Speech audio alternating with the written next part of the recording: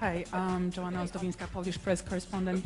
Just a quick question, because since you started shooting Twilight, you started in different movies, in different projects, and if you want it or not, you have this label, a guy or a girl from Twilight. Is it a burden for you, or is it a label that you wear with pride? Did it help you with different projects, or not? Yeah, I suddenly, like astonishingly become, the access that we all have is ridiculous, and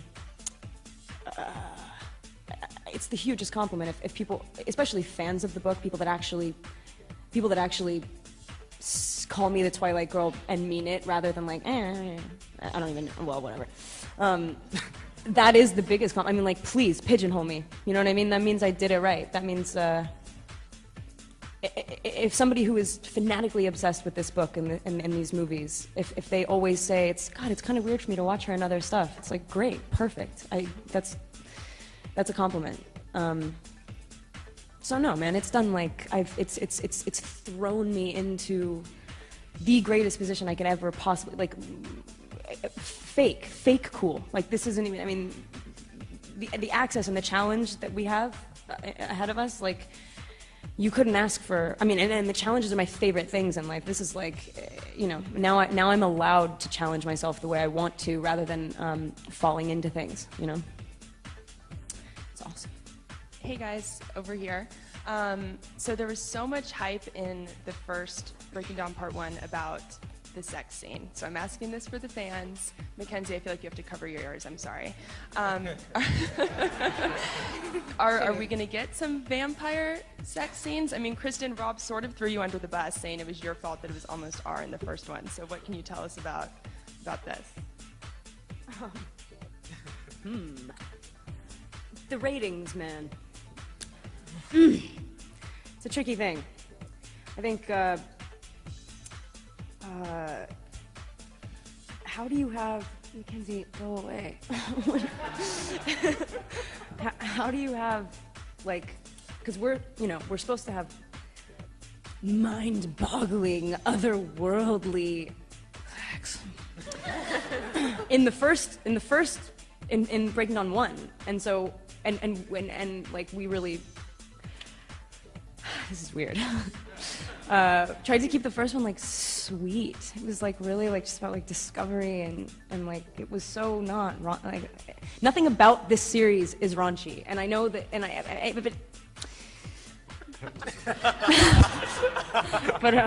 no, but you missed the point, Kristen. Shut the fuck up. But in the second one. Where's Mackenzie's swear jar? Yeah, it's fine. I'll just open a hospital. Talking about sex and swearing. But in the second one, we just wanted it to be animals. You're not humans anymore. It's like, how do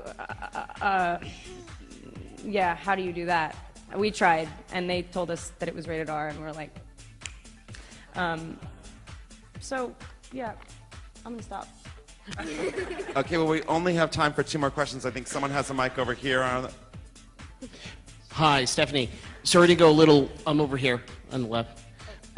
Sorry to go off topic, but can you tell us a little bit about the host? Like, did you write the second and third books? And can you tell us, you know, were you trying to achieve the same kind of, like, love triangle in the first, you know, with the first Twilight?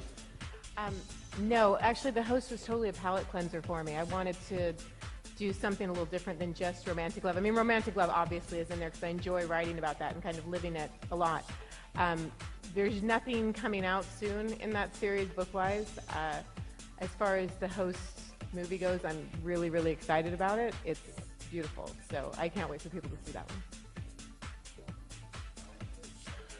Hey guys, Mark Walters of BigFanboy.com, and I guess I'm honored to have the very last question in the very last Twilight press conference to ever be held.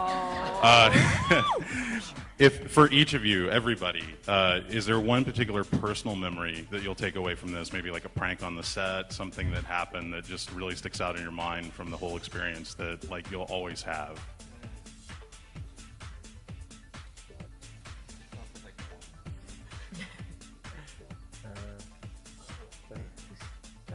Mackenzie? Mackenzie, you're first. For me, it'd probably be the entire thing because every moment was exactly perfect because every moment was a thing that I will cherish forever. Okay, hold on now. How much money was in your swear jar at the end? What was your total? Do I have to say? Well, at least I want to know.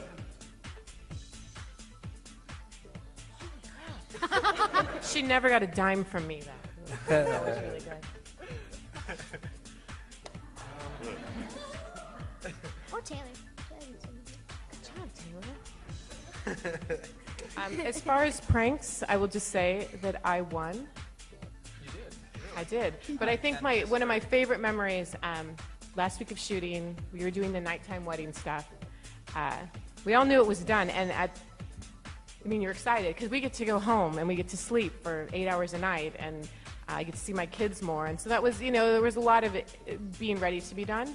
But it was also really sad because you're not going to get to hang out with everybody as much anymore. And I remember sitting, we kind of all sat in the garage because it was the warmest place in the Cullen house. And sitting in there and just everyone kind of hanging out. And Kristen's in that gorgeous wedding dress. And we're all chilling out in camp chairs and just, knowing that it's almost over and kind of enjoying being with each other because it's not going to be like that again. And that was really my favorite. I remember that, dude. Yeah. Yeah, I would definitely say it's hard to pick the one moment, but the last week shooting the wedding, walking down the aisle even maybe, really heavy stuff. I just remember when it started getting closer to the finish of filming, when we hit the 3-week marks, there was 3 weeks left. I kept telling myself, all right, it's time to start soaking up every moment because I know that when this finishes, I'm gonna want to go back in time and I'm gonna want to do this again. And it's put yourself in your body now. Right. We were super tired and exhausted. It was a 7-month shoot, but it was put that aside. 2 weeks left, 1 week left, soak up everything. And I'm super. We probably all did that, but I'm glad that I did that because I do remember every single moment up until the last day, and that was. My last scene with him was about a week before I was going to be finished completely, and I didn't know that it was my last scene with him. And he was like, he looked at me, he was like, "This is it, buddy," and I was like, I didn't think about it, and then so at that moment, and it's one of my favorite scenes in the first one, so.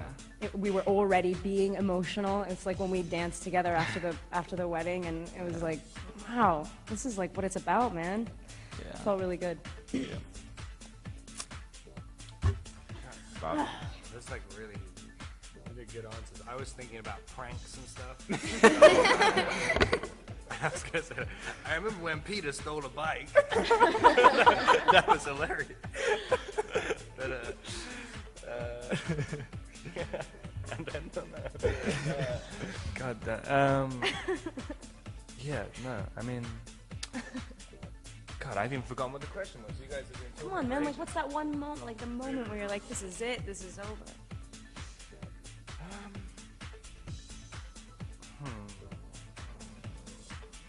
I think some of the stuff at the beginning, even just going to Brazil, it was what is happening? What we've been doing this for years, and now we're in Brazil in a boat. It's what is going on? I know, we're the Kennedys. We're it felt so weird to realize that. And I crashed the boat afterwards. That was fun. In front of 5,000 people. That was pretty symbolic of the kind of crazy journey, being me and Kristen in kind of swimming trunks and a bikini with 600 Brazilian army men with machine guns and video cameras filming it in the middle of the rainforest in Brazil, and we're just making out with each other and pretending to jump up a waterfall. He's trying to not get his white paint on me, and I'm trying to not get my brown paint on him. So it's all just dripping off of us. We're both really white. Let's no more makeup. Come on. It's ridiculous. But no, it was fun, and the whole thing has just been such an insane experience. And the fact that we're going to go and have 6,000 people screaming again for the 4th year in a row when they've been camping out outside. We're ready. All right, well, thank you all very much. We're out of time.